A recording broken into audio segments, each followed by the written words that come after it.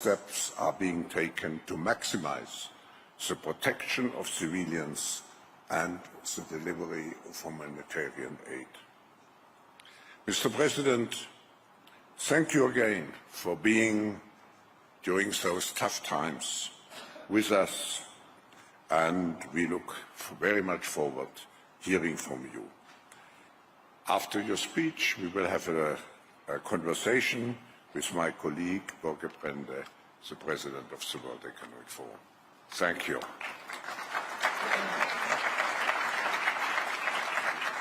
Thank you very much, Professor Schwab. Klaus, very welcome, Mr. President. You've been in Davos before, but that was before the atrocities of 7th of October, the terror attack that really hit Israel very, very badly. So maybe let's start, Mr. President, with you sharing how is the zeitgeist, how is the feelings now among Israelis? Let's start there. Our world was shattered on 7th of October. I can say that we were celebrating a Jewish holiday, the Feast of the Bible, the Torah, and we were awakened into a huge shock, which we didn't comprehend fully, and we haven't comprehended yet as a nation.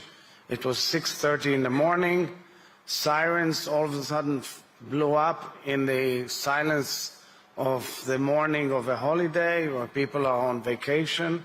Little did we imagine that we will see such terrible horrors, that we will see something that humanity hasn't seen for generations, that we will see something that has hit the Jewish people and the state of Israel in the highest numbers of Jews being killed since the Holocaust.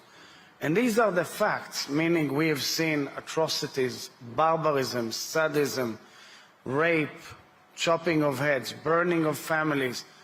In one of the houses that was burned, there are barbed wires around a whole block of ash. This is a 5-people family. And most of all the hostages. This is Kfir Bibas. Kfir today is celebrating 1 year to his birth. Exactly a year ago, he was born to his parents, Shiri, his mother, and his father, Yarden, and his brother, Ariel. And Kfir, his whereabouts are unknown. We know he was kidnapped by Hamas. We know that these barbaric terrorists have taken him and his mother and his brother and his father, who's in a different place. We know that they are going through hell, and we don't know their whereabouts.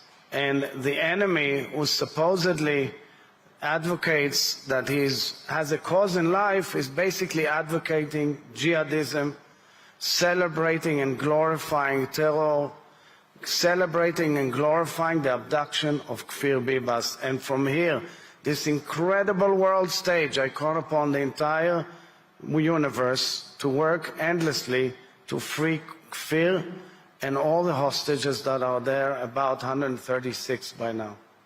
No, thank you very much, Mr. President. Thank you for sharing this.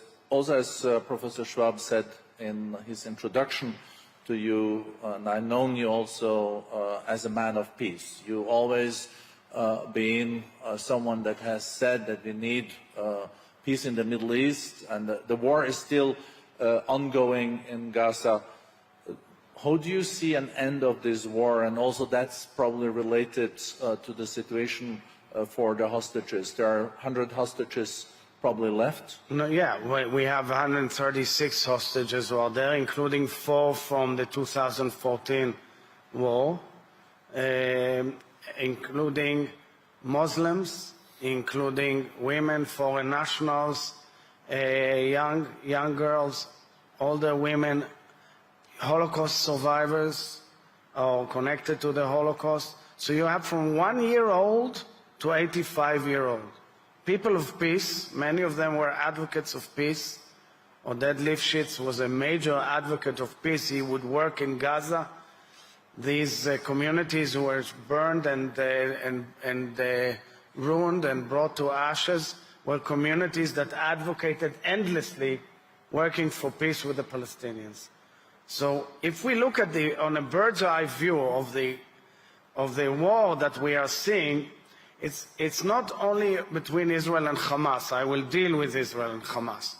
But the issue is, and the world has to face it point blank, with no ifs and buts, there is an empire of evil emanating from Tehran, spending billions of dollars in arms and money and people's well-being to derail the entire stability of the world and the region. They've attacked the United States forces 2 nights ago, openly.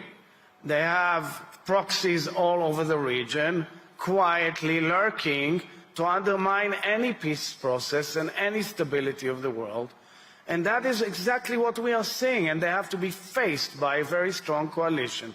Hamas is one major element of this jihadist ISIS-type culture who has decided to launch a war against the well-being of the only nation-state of the Jewish people, butchering and murdering Jews and Muslims alike in the most barbaric way, and we have to uproot them and enable a better future for the Palestinians who are our neighbors. We don't shy away from the fact that the Palestinians are our neighbors. But if you ask an average Israeli now about his mental or her mental state, nobody in his right mind is willing now to think about what will be the solution of the peace agreements, because everybody wants to know, can we be promised real safety in the future? Every Israeli wants to know that he will not be attacked in the same way from north or south or east. You have Hezbollah in the north, armed up to its neck by Iran, financed by Iran, and simply firing ongoing and killing civilians and killing soldiers and going to war with Israel. And then the world tends to forget, and time goes on, but the truth is that we are fighting a war for the entire universe, for the free world. I always say, if Israel was not there, Europe will be next, because these barbaric jihadists want to get all of us out of the region and want to get all of Europe out of its place as well. And the United States is next too. So this war is something of an essential element in the history of humankind.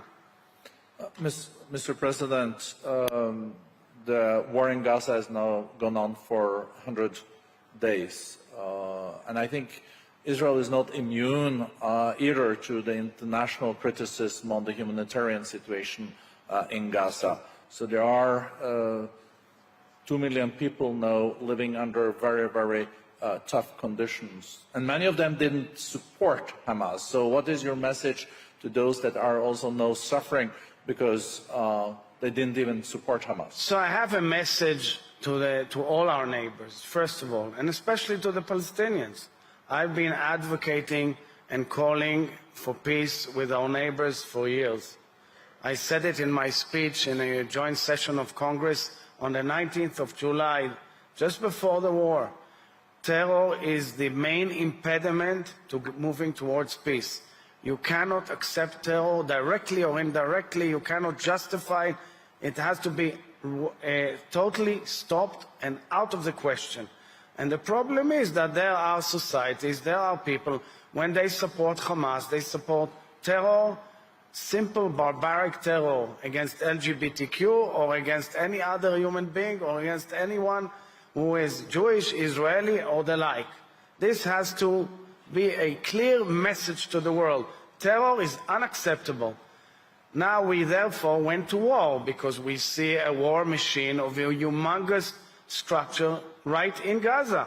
Huge cities of terror underneath. Tunnels that are higher than the size of the New York subway system. That means billions of dollars that had they gone to life above ground, we would have the most beautiful region in the world and move to peace. But instead they opted to go to terror. It was taken over by Hamas in a coup d'etat in 2007, after we pulled out of Gaza unilaterally to the last iota. And from then on, it became a platform of terror for Iran and all its proxies.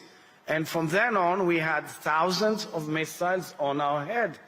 And from then on, we reached this barbaric moment on this October 7th. And now we go in, according to our right of self-defense, and in every house you find terror equipment.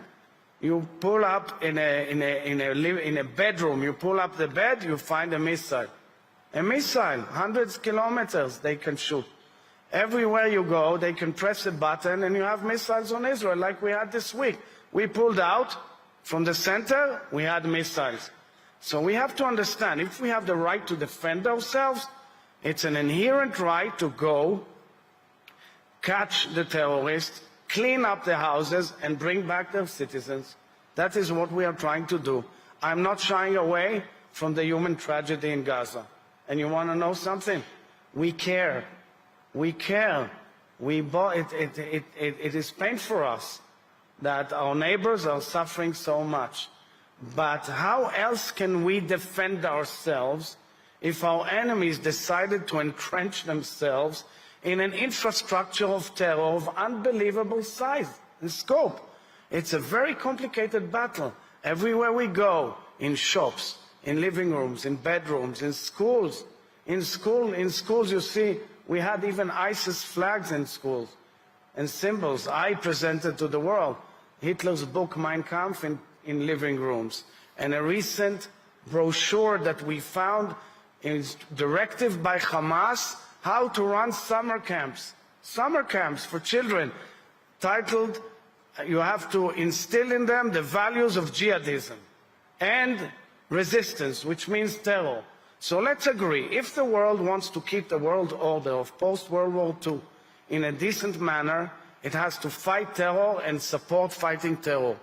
And look at the Houthis, because here in the World Economic Forum, the Houthi issue is #1 priority, because it raises the cost of living for every family in the universe. A little tribe of 50,000 people amassed with weapons of an empire. I don't think Norway has such weapons. Ballistic missiles, cruise missiles, drones. What the hell is going on here? What is this? We are unraveling a huge system of evil that the world has to unite and say, we know it's difficult, but we are with Israel to get the things done. And I welcome very much the fact that there is an international armada and coalition fighting the Houthis, because it's an issue that makes clear that terror cannot be acceptable anymore. So, Mr. President, some people would say that it was a mistake in 2005 when Sharon pulled out of Gaza and also opened up for elections, and then Hamas came to power. But then, of course, this also has led to less momentum also for a two-state solution, because Hamas has been there. If you look at it in hindsight, should that have been handled differently? Also from the Israeli side? I owe you an answer also on the humanitarian issue. Yeah, we'll come back to that. Okay, because I would be happy to relate. I would say that when we look, and my vision is towards the future, we've tried many alternatives in our dealings with the Palestinians. We tried agreements and we tried unilateral steps. We tried a lot. I think now is the time that the demands also must be presented to the Palestinians to show that they really mean a vision of peace. That requires revamping and reforms in the Palestinian Authority. And we cannot go back to the same good old ritual of fighting Hamas and, God forbid, returning to another round of battle. We have to offer a future both to Israelis and Palestinians, and offer a future that we can live together, that Gaza can be well managed and looks forward to the world, like our agreements in the regional agreements, like the Abraham Accord, have projected real prosperity and a real bright future. So, Mr. President, what would you say to those that say that Israel let Hamas then win those elections and accepted it? I understand a lot of the criticism about that, clearly. And on the other hand, because it's becoming now a major political debate issue, I would not want to allude into that. I would just say that it is clear that we have to support those who extend a hand for peace and are willing to go with us to a brighter future. We cannot accept a vision. We cannot, however, let's take the Palestinian Authority for that matter, okay? Because Hamas is out of the question. We have to make sure that they do not glorify terror, that they do not teach their children to hate and hate Jews and Israelis. It cannot be that way, and therefore they must be faced with that as well. But otherwise, of course, we have to go and negotiate with those who have always been potential partners for that. So how do you see the end game of this war in Gaza? I know it is hard, but a war needs also to end. Do you see then the PA and Fatah and PLO taking over the responsibility of Gaza, or do you see still Israeli IDF forces being in Gaza? Or is it too early to discuss? First of all, you have war right now. Israel has pulled a substantial part of its forces in the northern region, and our focus is focused mostly on the southern, where we assume that some of Hamas leadership is there.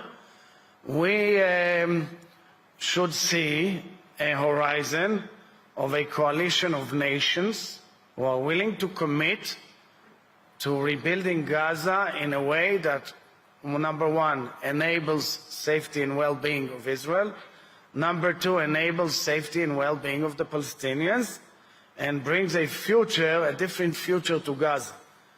You need strong Western forces, you need strong regional forces, and I'm sure there will also be a dialogue with Palestinians from Gaza and Palestinians and the Palestinian Authority.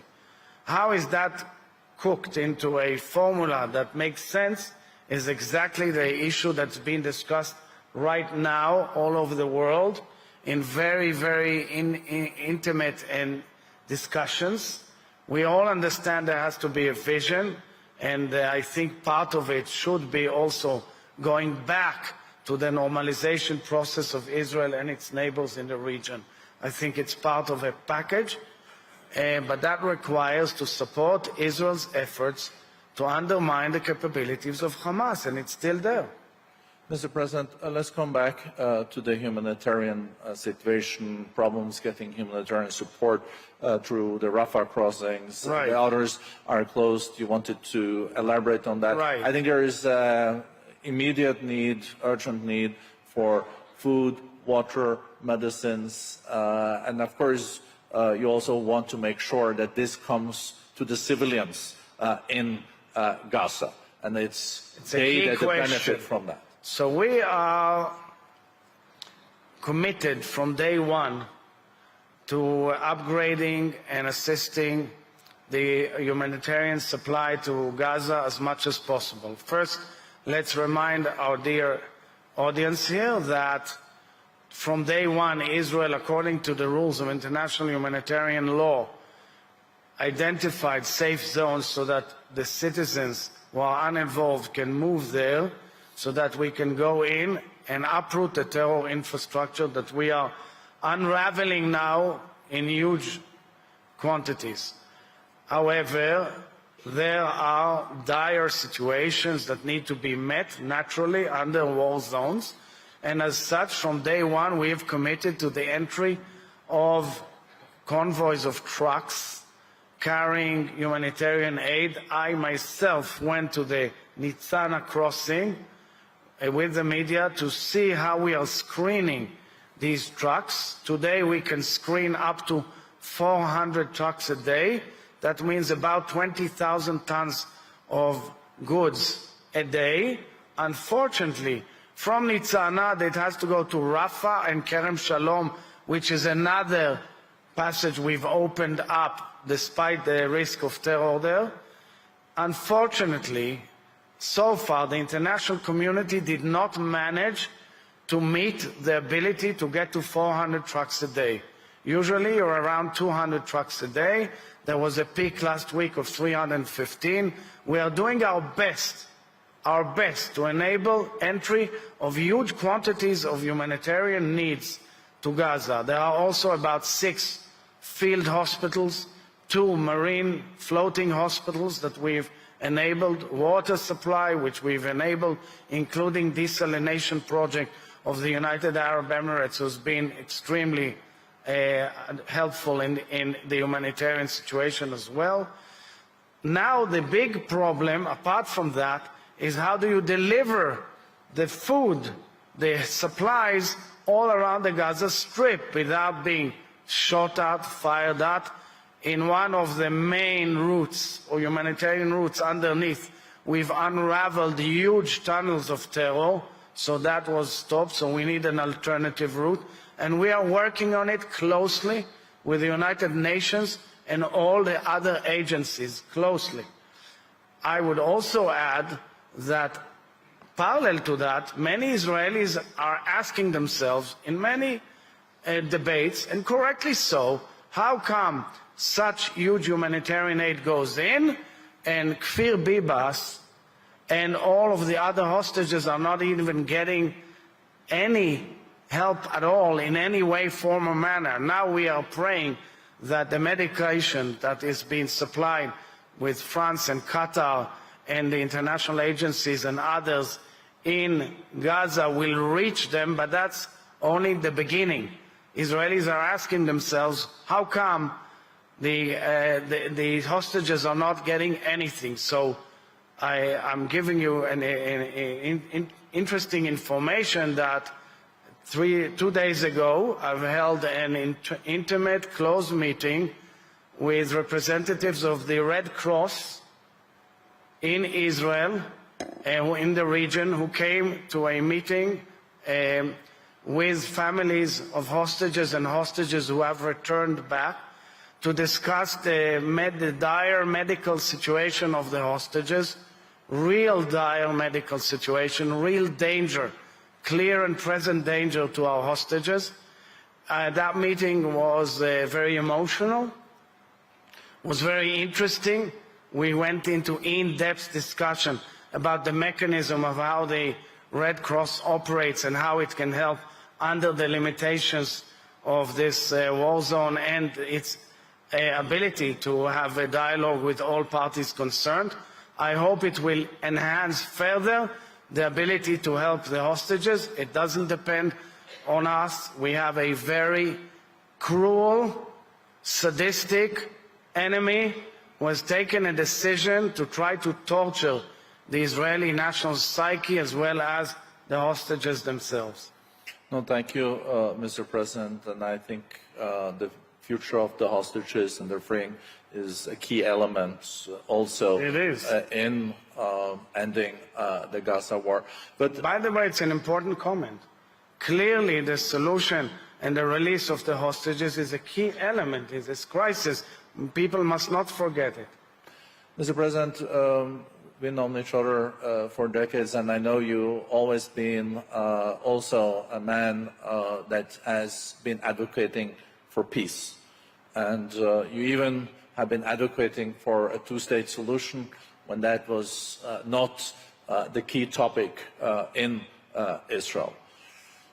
Today we saw this terror attack on the 7th of October hitting Israel very hard, and it is a terrible situation. But then reflecting on the situation where the last decade there has been no momentum for the thinking around the two-state solution, because the argument has been that we got the Abraham Accords, things look also better with the neighbors. Do you think that one underestimated the impact of not having a political process for a two-state solution, and there is no new momentum for that. I know it's premature, and you said that yourself, and I do fully respect that because of the war, but there needs to be a path also for peace in the future, and the path that you were on resulted in this. Of course, the polarization in Israel made also Israel more vulnerable because it wasn't ready for this. The focus was maybe somewhere else. I know there's a lot of... So you raised many topics here. The Israeli political system is always very interesting, I would say, full of debates and arguments on so many topics of the day and various agendas. I would not hint in any way, directly or indirectly, that this terror attack is connected to any political process. The Hamas has always objected to any political process with the Palestinians. I think it comes from sheer jihadist ideology that wants to eradicate Jews in Israel.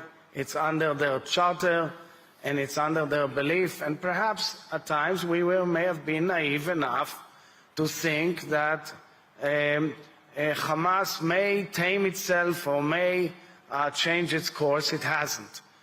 Parallel to that, and separately from that altogether, there are many questions that Israelis are asking themselves.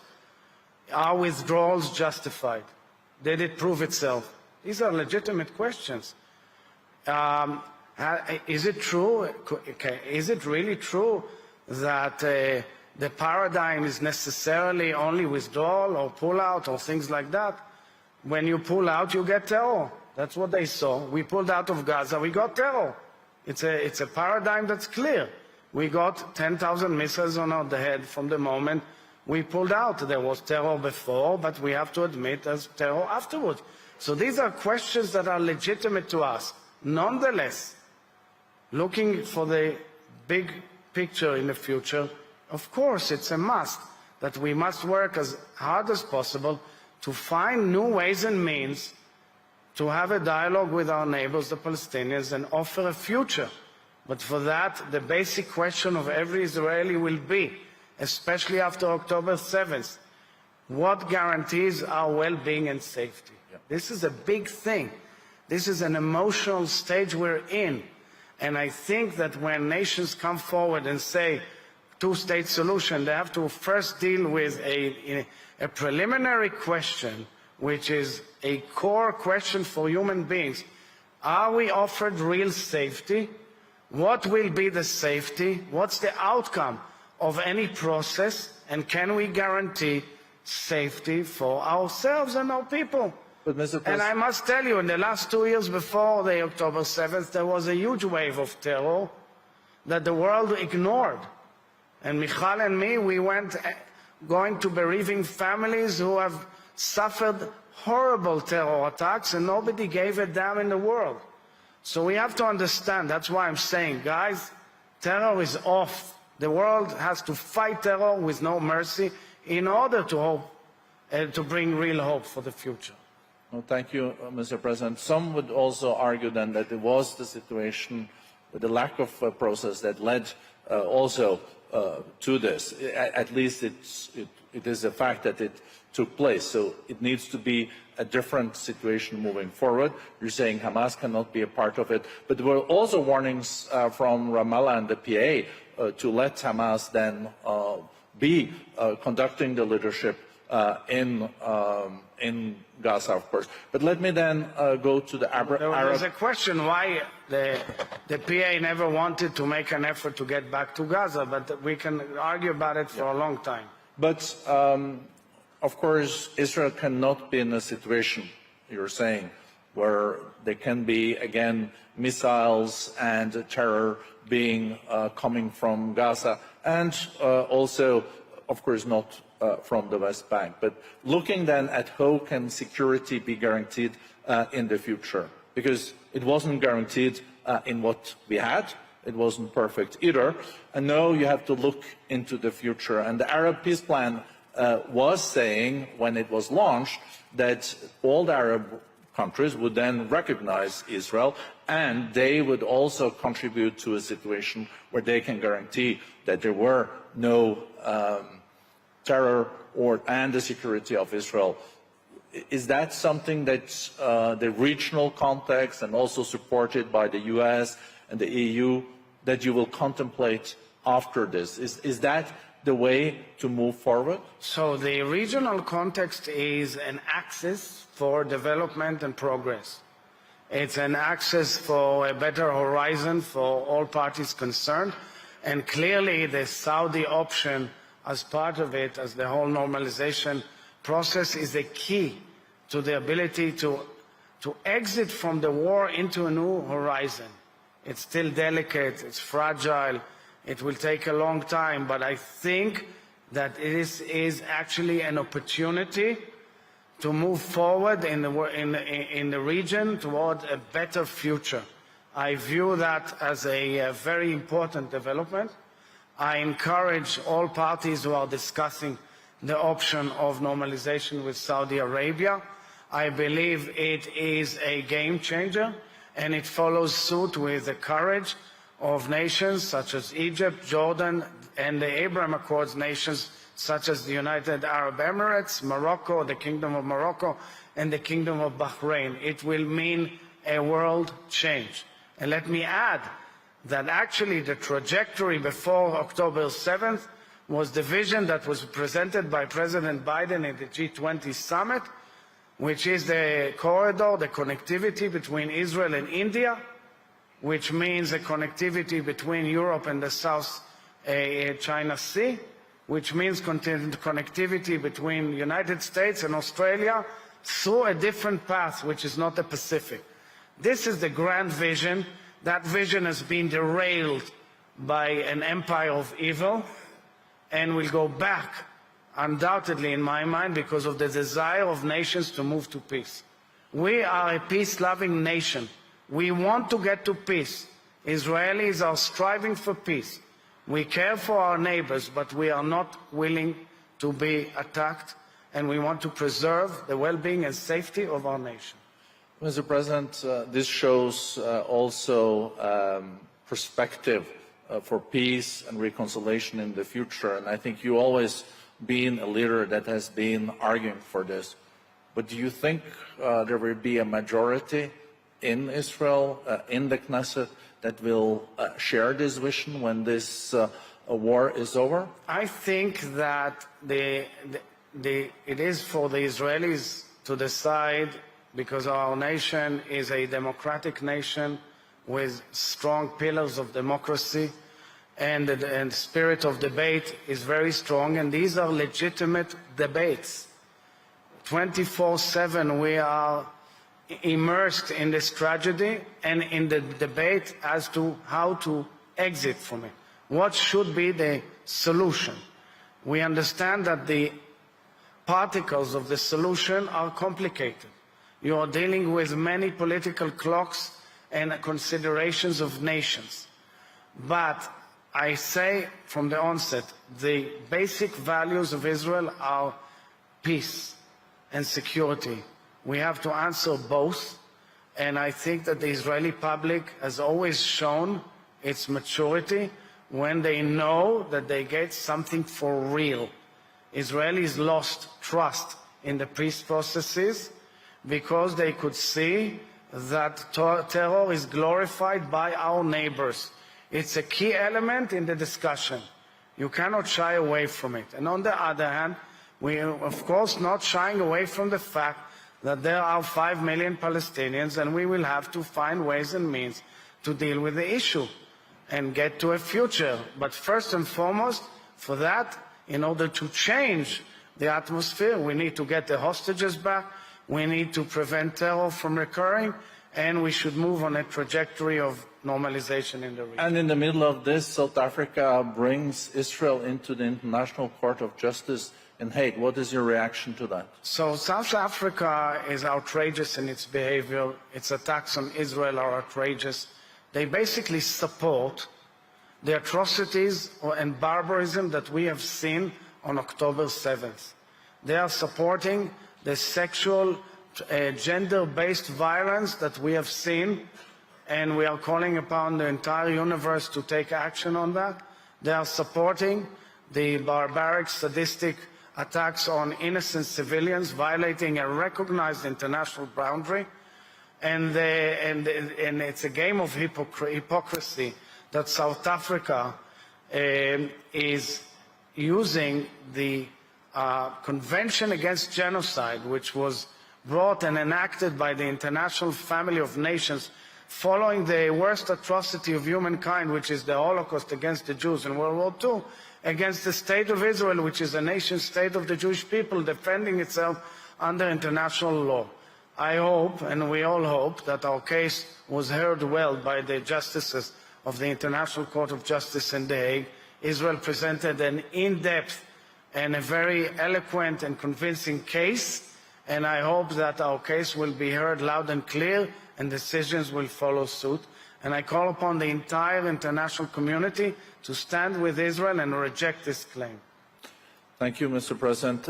Last question. We do hope to be able to wish you welcome back to Davos. Absolutely. We're always happy in to a year's time. I was identified as a global leader of tomorrow already 30 years ago, so you weren't so wrong. You know, Professor Schwab always had a good nose for then identifying future leaders. Last then question related to Nair. What is your hope and aspiration for where we are when it comes to Israel, Gaza, your relationship with the Palestinians, the Abraham Accords, and also the regional cooperation in a year? What are you working towards? So look, Israel is a country that is benefiting the world with so many incredible ideas and initiatives.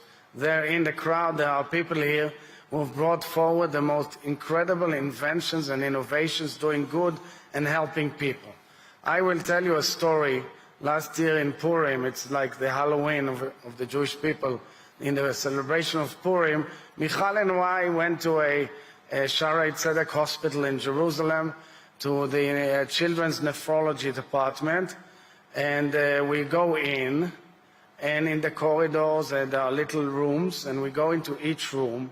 In one room, there were ultra-Orthodox parents with their kids, with their babies. In another room, there were Orthodox, Zionist Orthodox. In others, there were seculars. In others, there were Palestinians and Israeli Arabs. And there was an incredible mixture of all religions and belief. In the last room I go in, there is a mother, a father, and a baby. And I could see she is Arab. And I asked her, "Where are you from?" And she said, "I am from Gaza." I asked her in Arabic, "Where are you from?" She said, "I'm from Gaza." She was very shy with a little baby. And I said to her in Arabic, "I'm the president of Israel." And she was quite shocked that the leader, the head of state, walks into her room, and we just spoke. And I said to her, "I bless your child, and I hope he will live in peace." This child and his family must have been brought to the hospital by volunteers from the kibbutzim around Gaza who used to volunteer and take them to a treatment. And I believe this is the vision that we have to project.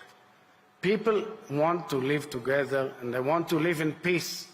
The coexistence in Israel of so many lives and beliefs, including between Palestinians and Israelis, is immense.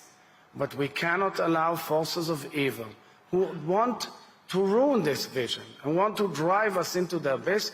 We can't allow them to win. Thank you very much. Well, thank you.